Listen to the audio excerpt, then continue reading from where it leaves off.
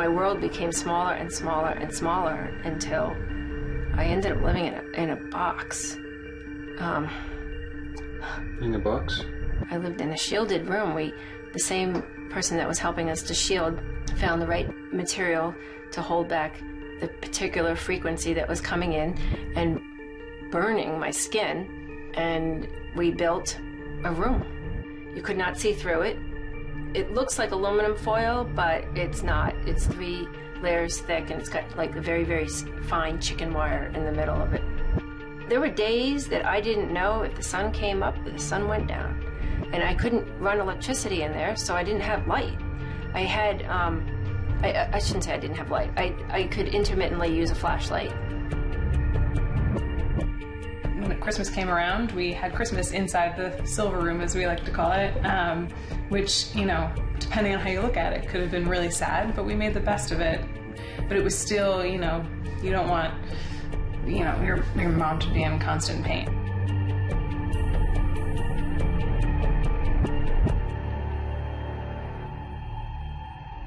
Having Christmas in here meant a lot to all of us, because there were so many events, so many school events, so many things that my wife could not do. She even missed our daughter's graduation from college. It was 3-4 hours away. She couldn't take the drive, and she couldn't stay overnight. Living in a shielded room or living in her car during the day somewhere in the neighborhood where it's safe. And, you know, it's the kind of thing you don't really tell people because, 1, they'll think you're crazy. 2, they definitely won't understand. And it's, why bother? So for the last, how many years has it been? I think for the last, 4 years now, I spent a minimum of $10,000 each year. In a couple of years, I spent $20,000 just in going from one practitioner to another, and supplements and treatments. So it's like most of my savings has been put toward trying to figure out what was wrong with me and gain my health back. PD Theater Company, this is Ezekiel. 1,869. 1,610. 1,600. You don't look so good. You know, I see more and more people who are sick from electromagnetic pollution. Do you know what I mean? Take a seat.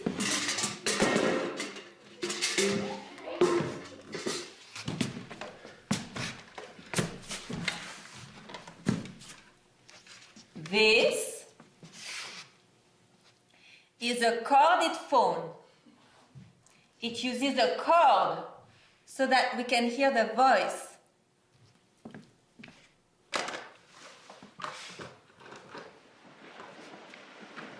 This is a cordless phone.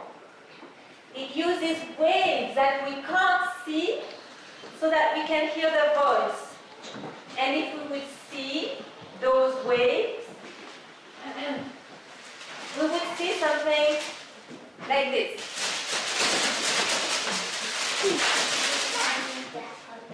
And if we would hear those waves, we would hear something like this.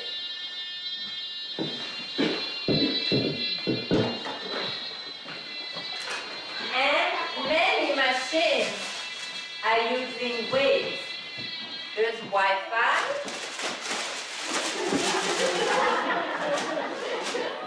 There is Bluetooth. Antennas.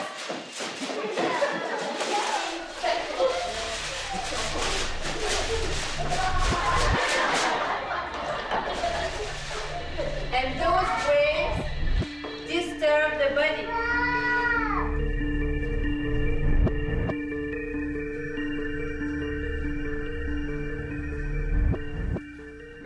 Can you tell please about your connection to electrosensitivity? I'm going to cry.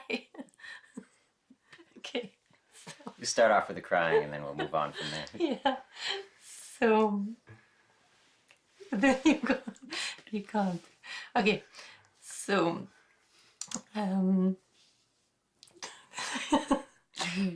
Gottlieb became electrosensitive in I think it was 2010. We didn't figure that out until, what was ailing her until 2012 or so.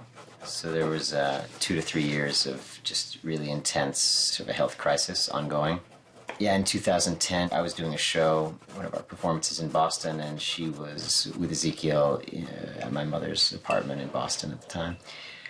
And she, became very dizzy and nauseous and went to the emergency room and was diagnosed with a possible virus.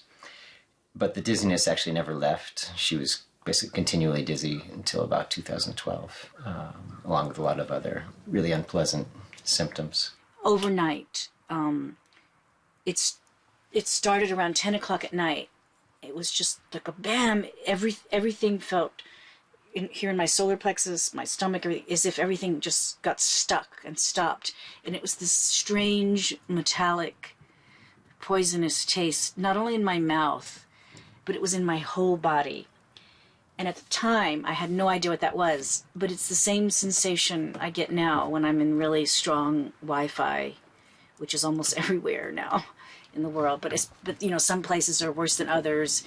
When I'm in a crowd of people that are using a lot of cell phones or Wi-Fi, it gets much more intense.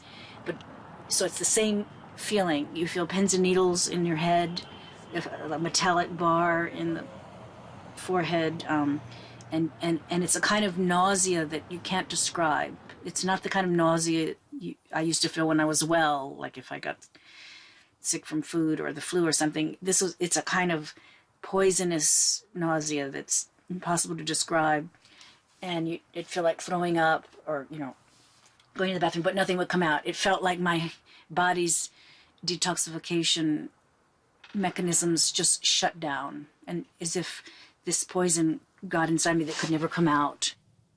When I'm around wireless, I feel prickly all over my skin. My skin gets prickly. Prickly sounds like a cute word, prickle, tickle. No, it's really quite painful. All of these simple symptoms are painful. When I'm around a very strong magnetic field, oh my God, I feel it in my head. It's like a real hard pressure. When I'm around dirty electricity, my skin burns. It's like this burning. It's like it's being cooked. It really feels like it's burning.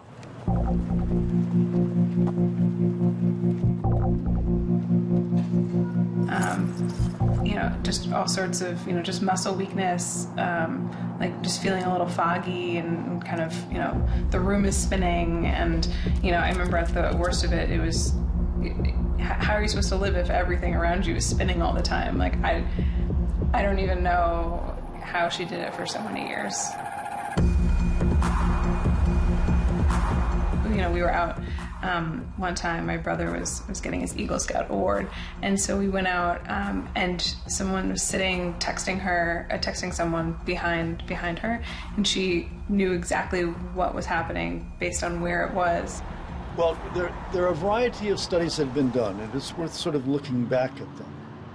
During the Cold War days, when radar was just beginning to be used, there were a number of reports that have been published where military people involved in radar work got in the radar beam and got an excessive exposure. And there's some 10 or 12 reports of individuals perfectly healthy before that sudden exposure. After that exposure, suffered from constant headaches, from photophobia. They couldn't stand to be in the presence of light. They felt their brain wasn't working right. It's classic electrohypersensitivity. Some people say some people are genetically predisposed to be more sensitive to toxins. Other people say no, the people just get hit really hard with an overexposure, either suddenly or cumulatively over time, so they get sick. So I guess the verdict is still out on that one. But a lot of the people that do have this have a certain gene. It means they're slow detoxifiers, so they don't detoxify things as quickly as other people. Electromagnetic fields are a natural part of the environment. We've all grown and evolved within the Earth's natural protective cradle of electromagnetic fields. 10 hertz frequency pulsations emanate from the core of the Earth constantly.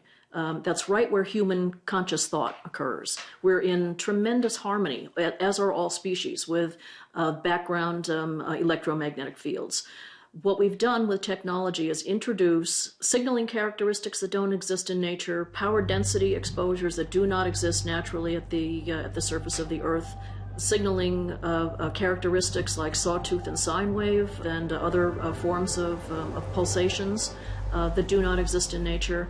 There's no corollary in biology that understands how to interpret this or adjust to this. See, they used to think that non-ionizing radiation is safe. So that's why some of our safety standards are based only on thermal heating, right? But there's so much science now, it's like over 10,000 studies by now, showing that non-ionizing radiation, it has bioeffects on plants, animals, people. The science does point that it does have harmful health effects. Even the US government study they recently put out, the NTP project or program, showed that the rats that were exposed to the cell phone levels of what we're exposed to now had way higher rates of cancer, and the rats that were unexposed didn't even get cancer. That study, which was a 14-year study, corroborated a lot of the epidemiology studies that have been done on humans. So there were some people that had been really skeptical up until that point, till they saw that study. They said it's really hard to deny that it's a definite cancer risk at this point. So, and of course, the World Health Organization had said it was a class 2B carcinogen back in 2011, meaning like lead and asbestos. But a lot of scientists are showing that it's actually a much more serious cancer risk than even what the World Health Organization had said. My name is Michael Holstein, and I'm the business manager for the Green Bank Observatory here in Green Bank, West Virginia. I'm here because the Green Bank Observatory is a facility to study radio waves from space.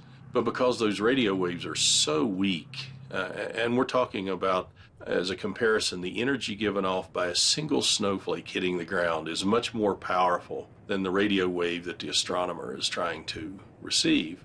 So Green Bank, the observatory is here in this very rural area, in a very rural county within the state of West Virginia called Pocahontas County, because there wasn't a lot of people here. There wasn't a lot of man-made interference. In 1958, the federal government created the National Radio Quiet Zone. It's the only one like it in the world. But it protects us against fixed-base licensed transmitters, so things like radio towers or TV towers or radar installations that broadcast. And of course, in the 50s, when they were created, there wasn't a lot out there. But in the last 15, 20 years, wireless technology has just simply exploded. And so the quiet zones also protect against interference from cell phones. So in this area, you don't have cell service. People don't have a lot of the technologies that exist elsewhere. And for that reason, people with electromagnetic hypersensitivity have found that Green Bank has sort of become a focal point for their lives. Hi, Jen. What is Green Bank? What is Green Bank? What is Green Bank? I saw an Eastern European doctor in New York City, and he's kind of a big shot in the alternative medicine field. And he knew all about electromagnetic sensitivity, had protocols to treat it as such. So I asked him, do you know where Green Bank is? Do you know what happens in Green Bank? And in his accent, he went, what is Green Bank? What is Green Bank? So, like it was a thing. So Jennifer loves that story. Where to start? So about when I was 25, I was living in London in the UK. I was doing a PhD, I was doing some consulting. I was kind of a semi-type A kind of character, successful in life. Pretty much overnight, I was at a conference, I was staying with a friend, and I had a fever episode, and my life changed dramatically in the weeks that followed. I had to basically tell the school I wasn't coming back. I had to hand over my work assignments. I said, I'm going to take, a 3-month break, and, I'm sick, so the doctor's going to help me. I'm going to get better. That's what you think. We did a bunch of tests. Nothing really extremely out of range. I had a thyroid issue. The doctor said, take this medication. 6 weeks later, you'll be fine. 6 weeks, 6 months went by. Nothing happened. kept going from doctor to doctor to doctor. I had extreme fatigue. I could hardly get out of bed. I was unable to leave the house. Remember that I'm a trained researcher. I couldn't write. I was basically not functioning as a social and productive human being. Oh, Leo, does this work? Does this help? And why do you have that? This is something called a veil shield. It intercepts magnetic fields and also the glare from the computer. There's a consultant in Hawaii who's an electrical engineer who's also extremely sensitive. And yeah, you know who I'm talking about. And he suggested I could use it in that way. And it also, if you can also ground that. Jennifer, we remember I had grounded every single piece of metal inside this place, just because metal acts as pretty much like a magnet whenever there's frequencies around, and grounding it kind of drains some of that into the earth. This wall here is the other side of the room where my wife slept and stayed most of the day. If you're going to use a shielded, this kind of shielding, it must be grounded. There's a grounding wire connecting to it right here. And we have it going outside the window, right here. And right outside in the yard is a grounding rod. The Earth is, if you think about it, the Earth is a giant dipole magnet with a north and a south pole. Everything that has evolved in nature has evolved in harmony with background electromagnetic fields. Now, that when I say everything, I really mean everything. It's not just us, it's other species as well. We are entrained with the Earth's natural fields. Entrainment is a phenomenon that happens, think of it the way when a mother and a child sleep together and their breathing rates synchronize. That's classic entrainment. We are entrained with the Earth's natural fields. It's the introduction of these new exposures that has disrupted that entrainment to the point where Robert O. Becker, who was one of they called him the father of modern biophysics. He was my mentor in this subject. Robert Becker was. Robert Becker used to call it breathing with the earth. With the introduction of these frequencies, we can no longer breathe with the earth, which is interesting. It has the ability to affect all of our circadian rhythms, which are sleeping waking cycles, our hormonal levels, our seasonal changes that happen not just in us but in other species, birds and butterflies, insects. Use the Earth's natural fields for migratory activities, for mating activities. So the effects that we're having at the Earth's surface with these exposures is a serious environmental toxin. This is a form of energetic air pollution, and people need to understand it as such.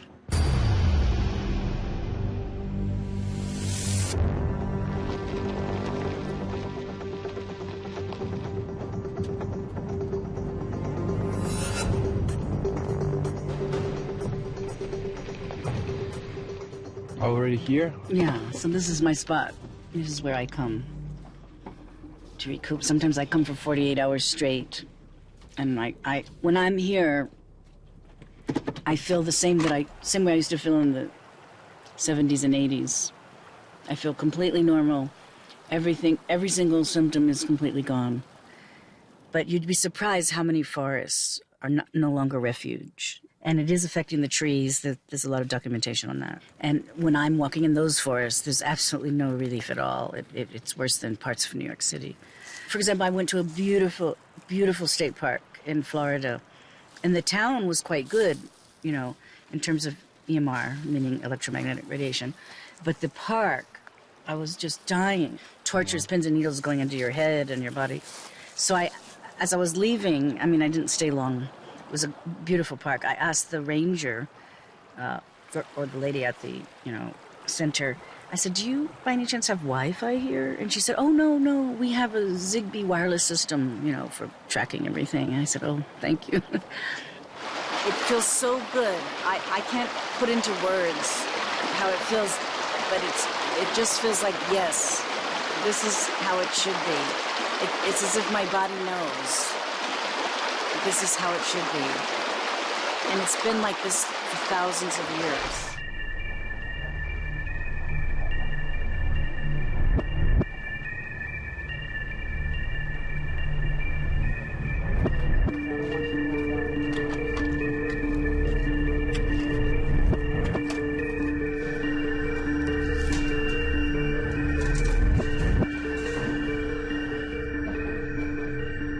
you think humanity could ever give up cell phones or Wi-Fi?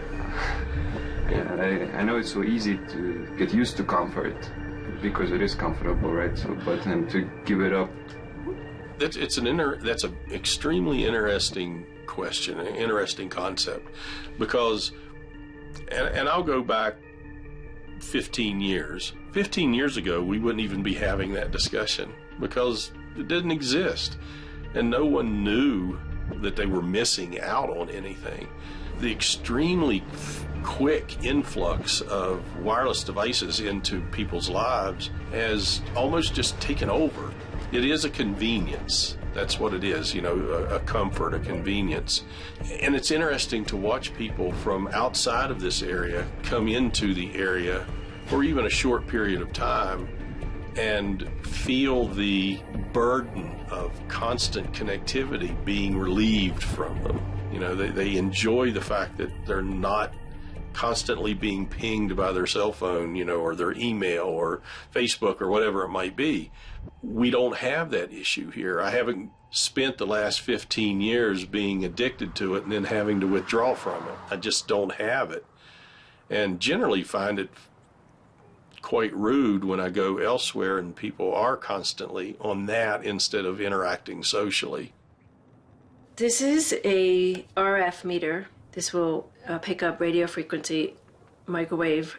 So I wanted to show you that the background level here is 3.6 millivolts per meter. Just to give you an example, most suburban areas probably have a background level of about 400, maybe in certain hotspots you could be several thousand.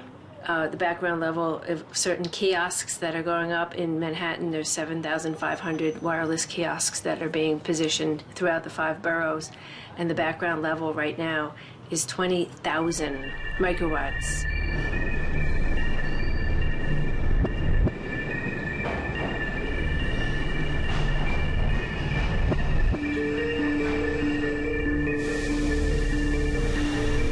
When the trains go by, I'm guessing some of it's, you know, from the train, and also everyone's using their phone. There's Wi-Fi and cell service in all of the stations now, including this one. So it jumps up to 600. I saw 1,000. You know, keeps jumping around when the subway comes by.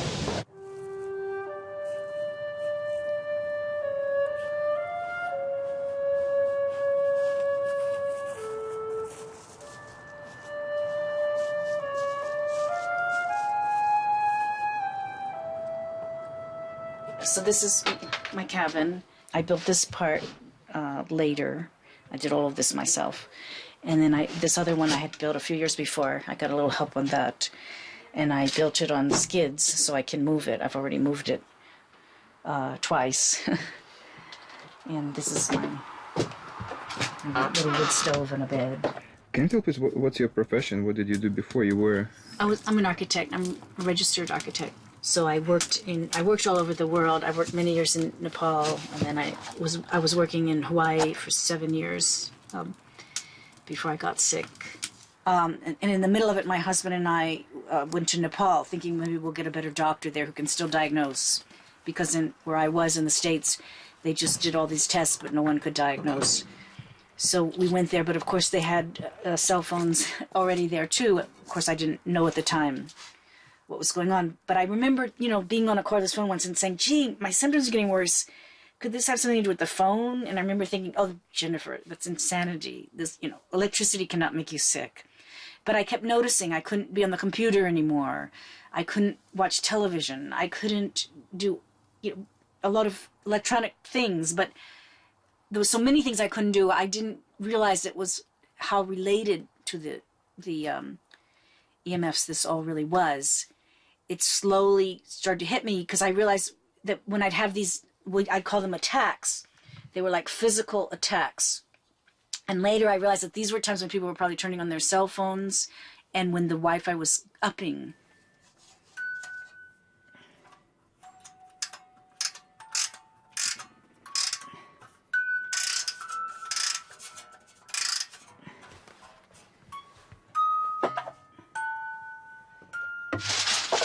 And this is a book on people that have gotten ill from EMR. See, this man is electrosensitive. He made his own cord for the phone. I'm so sensitive to phones, even the cord doesn't work for me. Even when the phone goes on in some of these areas, I feel sick. You know, Catherine, I remember it was Laura's birthday. Yes. And then perhaps come over to your house? When is a good time? This is measuring the phone, and this is connected to the phone. So you can see any copper wire, this would be wire inside. This is the same phone line that goes all the way down the poles, comes into the house. It's an analog landline phone, but it's still too hard for someone with electrosensitivity. We have to make modifications. Here, you'll get the magnetic field. Now, on this side, it stops. Why does it stop? Because there's no wire in here. This is an air tube. All it is a tube. The reason I have a pen attached is because I was holding this, and I was going, my fingers would start to tingle and get numb because of that magnetic field. So I just happened to use a plastic pen. And then here's the air tube, and I have no magnetic field. And this is a microphone, and I speak into the microphone. Sometimes I hold this, and sometimes I don't. And I can spend quite a long time on the phone this way. But I do have to hold this away. Otherwise you can't speak on the phone, right? No.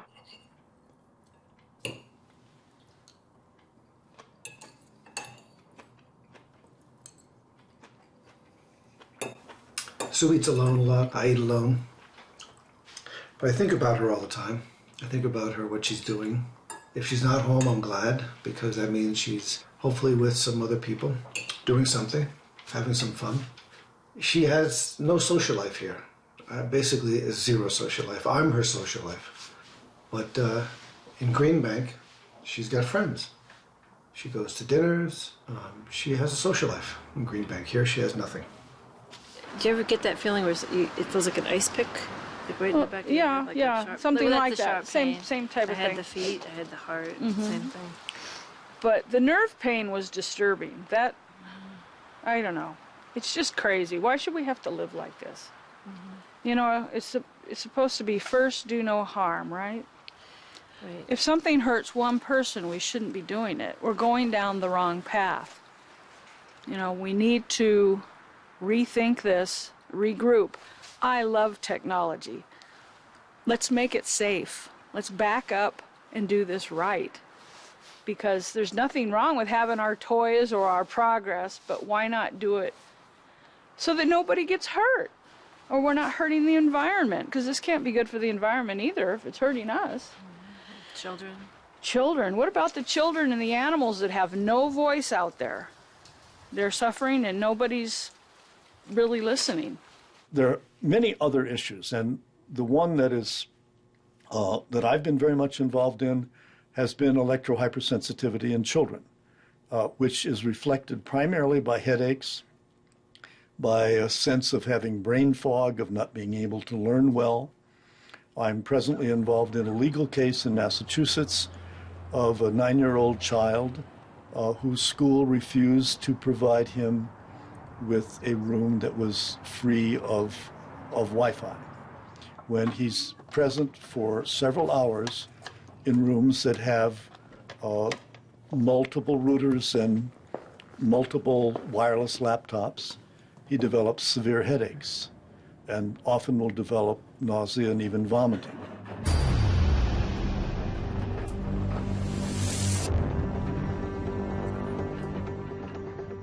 So when folks try to figure out what Wi-Fi looks like at school, most schools now have wireless access points that are connected to their routers, and they're put in either every classroom. Some classrooms have more than one, some do them in the hallways, but they continually emit a microwave radiation signal broadcasting their address. Whether there's even anybody in the classroom, it continues all day, all night. And so In this classroom, even though we have the sign hanging in our walls, we have not turned off the wireless access points. And so we see that the acoustometer is already going into the levels where we have thousands of studies all over the world showing biological effects. And that wireless access point up there just continues all day with our students in the schools. I couldn't go to school at this day and age. I don't feel well just being in the building. I don't feel well in a lot of places, but in particular, I can really feel myself reacting here and just getting wiped out.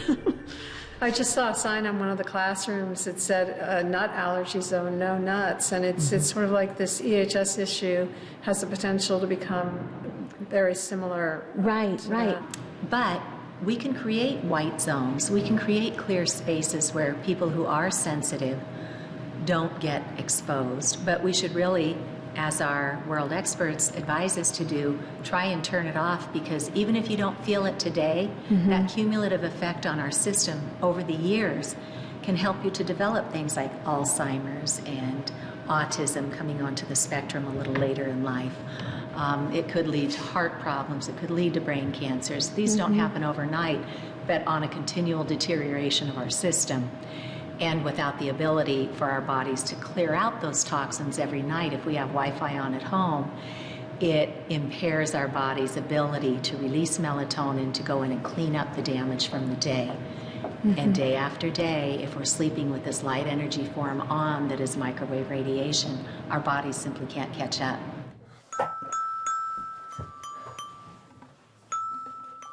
This is a song that the clown sings actually with the neighbors, because the neighbors are also having sleeping problems. The insomnia and sleep disturbance is one of the most common symptoms of wireless exposure. It's a lullaby that explains that you can't sleep, actually. It's a lullaby to sleep, but you can't sleep.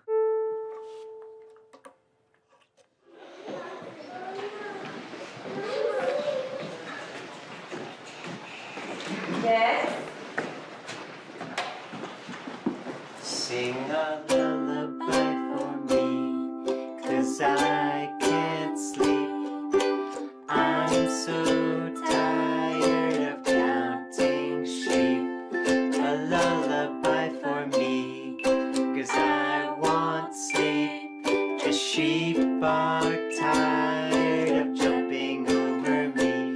A lullaby for me, I can't sleep. I'm so tired of counting sheep. A lullaby for me, I want sleep. The sheep are tired of jumping over me. It would be so sweet if I could just fall asleep. I'd have a beautiful dream. Sing a lullaby for me.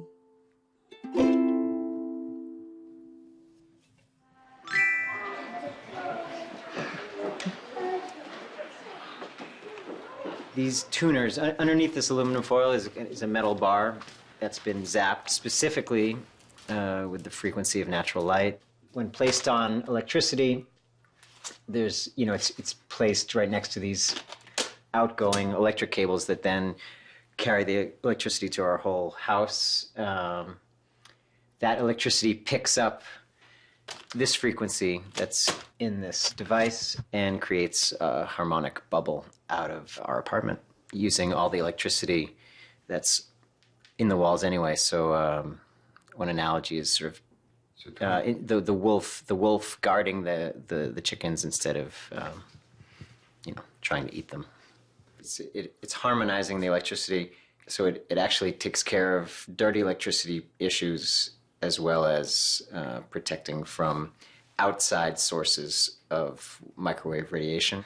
This may look like a typical spare bedroom, but it's really anything but. What we have here is Y-Shield paint under the colored paint here, and Y-Shield paint is black. It contains graphite and it stops radio frequencies. Here I didn't find a very good solution for the windows. So I've had to, you know, jerry-rig this here. These panels are painted with Y-shield, and this is metal tape that blocks frequencies as well. And so I can't see out my window, and I can't have it open in here. The Y-shield paint had to be grounded by an electrician, and we have here the panel, the grinding panel. And what happens is he takes a grounding tape and runs it throughout the entire ceiling. It goes all the way around to ground this paint. But now I feel good in general, and if I go out, maybe the first symptoms that I would have is like agitation, trouble thinking, trouble talking, you know, saying wrong words, and then if it gets really bad, after a while I get dizzy, and then I would have insomnia, spasm when I fall asleep, and then insomnia, and I think it's also troubling my digestive system. Okay, that's one of the first things I do when I walk in the house. Turn the refrigerator off. I keep the food packed in a freezer with some gallons of water that will freeze, and I keep everything in here so it's sort of like an ice chest. And you can notice my refrigerator is actually empty because I only keep it on when I go out. If I go out for an extended period of time, then I take all the food out of the freezer and put it in here so that it won't, you know, crystallize or freeze some of the things I don't want frozen. And that's it. I just keep it off until I go out tomorrow. I just keep the refrigerator off. And just because you can't stand... Oh my God, the motor drives me insane. It's just, the motor is very difficult to deal with. It creates a very, very high magnetic field. There were many things we had to do here. These power lines along here were too close. And so I had to have them put underground. I had to have it trenched and put underground. And the wires you see here, those are just the phone and the fiber optics. So the power lines aren't close to the house any longer, and also the power lines that come to the house are underground. They were just too close, and it causes problems. And that's another thing I should tell you. It's so weird because this took a few years. I started having trouble with that, and then I noticed the towers were getting worse. It seemed like I was having more trouble. It was just weird. And for a while, I didn't even know there was other people having this trouble. Last January, here I'm in the place that's temporary, that's my, quote, safe zone, and I'm having trouble now with the refrigerator and the furnace. I never had trouble with those. Every time they kick on, I could feel them. And I had never had trouble with that before. So it's like it snowballs. It's like your cup fills, and then you start having trouble with everything. So I thought, my gosh, what am I going to do now? So I knew once I got here, because this came with an electric furnace. I thought, I'm not going to be able to use that. It'll fry me. So I thought, my boyfriend and I did research, and we found out that there was propane heaters that aren't run by electricity. And also we found a refrigerator that was just not run on electricity. It's just run on propane. And so I was able to get those and install them here. These are notes from my wife. She's in Green Bank, West Virginia. And these are Valentine's notes. Just notes that she sends me in the mail. I love it. And I put them up here, of course. There's a picture of her and our kids. This is a picture of her and our kids when we were younger. And I like to look at them every day. It just helps keep me connected to her, even though we're 8 hours away. And you go once in 2 weeks? Every 2 weeks, I drive down and I stay for either a short weekend or for longer, depending on my work. I have responsibilities here in New York. I still cannot just leave, up and leave. You have to work, right? I do have to work. And I'm not ready to retire yet. Oh, tired.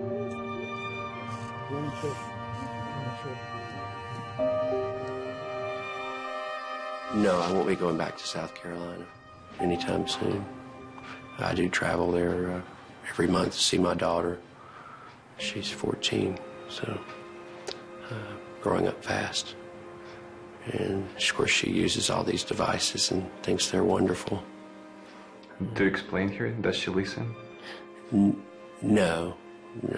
And the mother doesn't seem to be too concerned.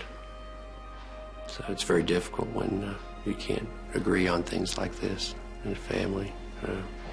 I'd like to get her a computer that's plugged in to the telephone lines and have her use that, but I haven't been able to get an agreement. Maybe turn the Wi-Fi off at night.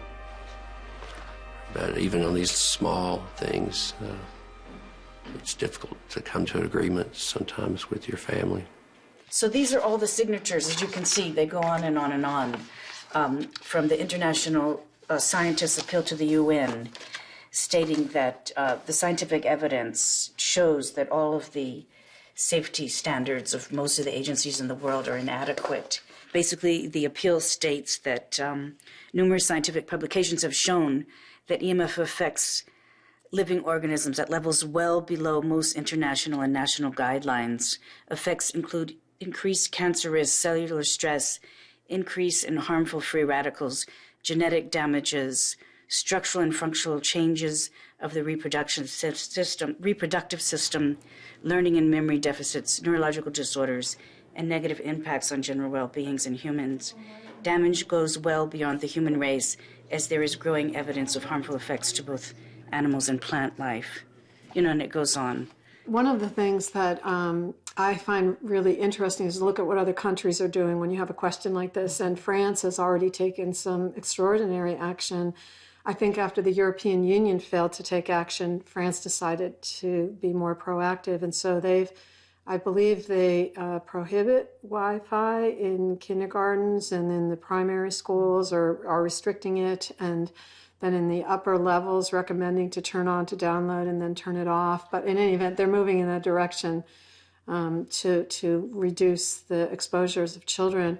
And one of the things that was a little disconcerting for me on this journey was to find out how high the limits were in the United States compared to other countries. Right. So like right here, Salzburg allows 0.1 microwatts per centimeter squared. So basically on a little, gram of tissue here, how much radiation is okay. They're working off of the biological levels. So they're working at where our science is telling us there's biological effects. Switzerland's at a 4, China's at a 6, Russia and Italy are at a 10. We're at 580. So we allow 580 microwatts per centimeter squared of radiation when we know the biological harm is way down here at 0.01. Mm-hmm. Yeah, people seem and to the think FCC that has not changed their guidelines. Those guidelines are 20 years old. Yeah. They were set in 1996 based on exposure from one device. So we don't even have any standards at all. These are just guidelines, and we certainly don't have anything that represents how we use technology today. One device is what our standards, our guidelines represent. Yeah. How does that compare to a classroom of 30 students where all 30 students have a cell phone and all 30 students are using some sort of a tablet or a laptop, and then you've got access points up on the ceiling. You might have a cell tower outside your school. Mm-hmm. You might have smart meters on the wall. We don't have any regulation around that, and we are just continually bathing our citizens in this microwave radiation. And now the industry, no sooner did the National Toxicology Program find DNA damaged brain and heart tumors than Tom Wheeler, who's our exiting FCC chairman, turned around and pushed to get 5G spectrum allowed. That's fifth generation technology that would put poles in our neighborhoods at street level with these antennas on it every 4 to 12 houses so that they can carry bigger quantities of data faster. But and it's a fine line. You have to, you can't wrap it so much that it doesn't transmit out to the street, because then the water department would not be able to take a reading. Okay, so that's the water meter.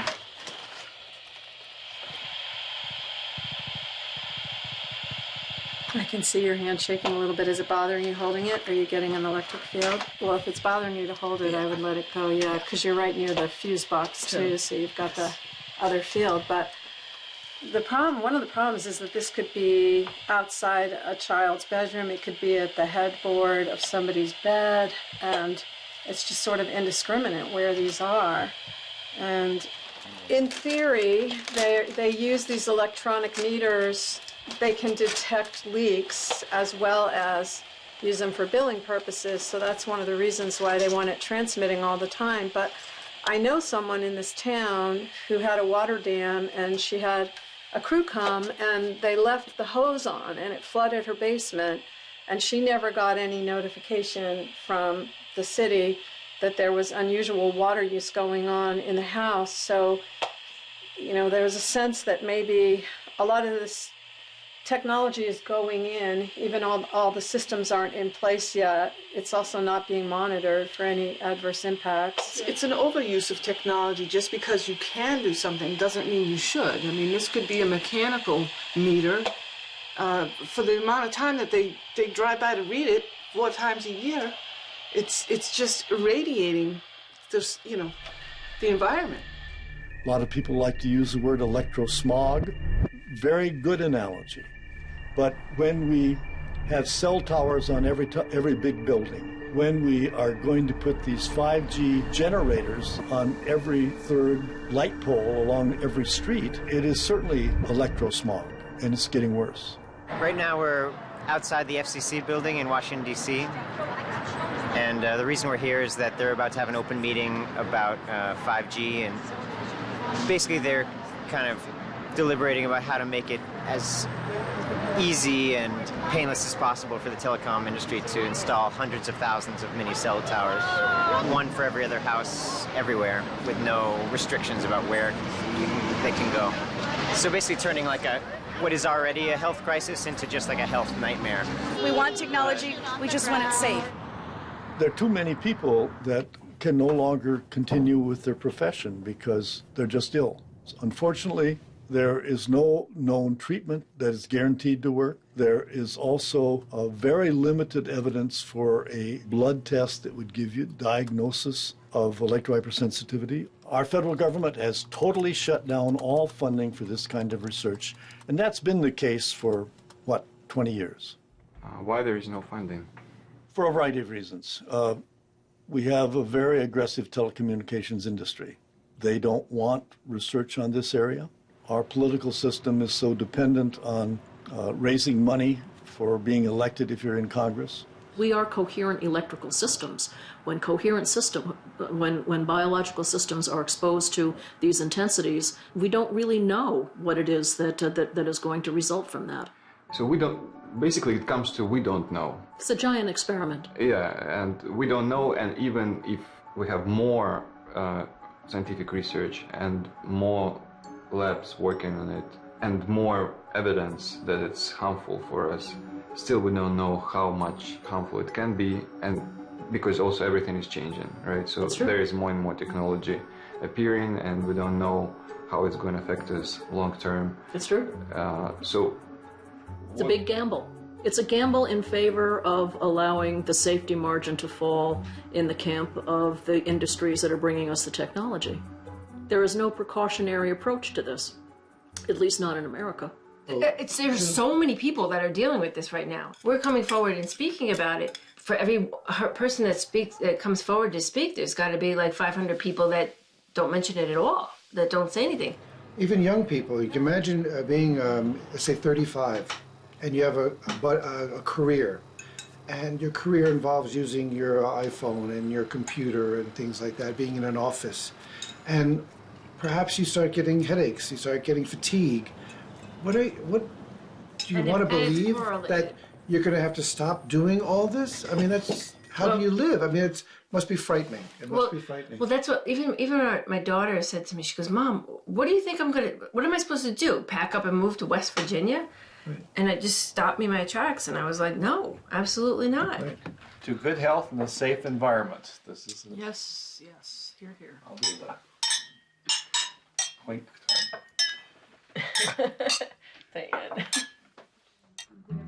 Say, who knows how long I've loved you? Like the JFK of Turkey. You know I love you still. Will I wait a lonely lifetime? If you want me to, I will.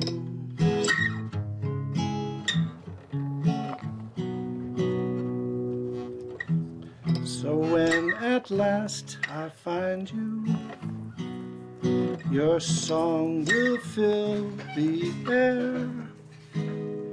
Sing it loud so I can hear you. Make it easy to be near you.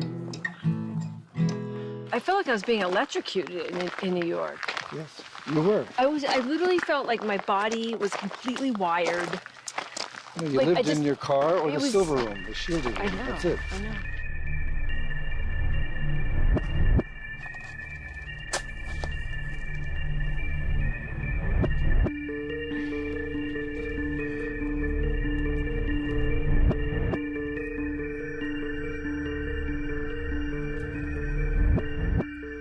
Oh yeah, that's another thing.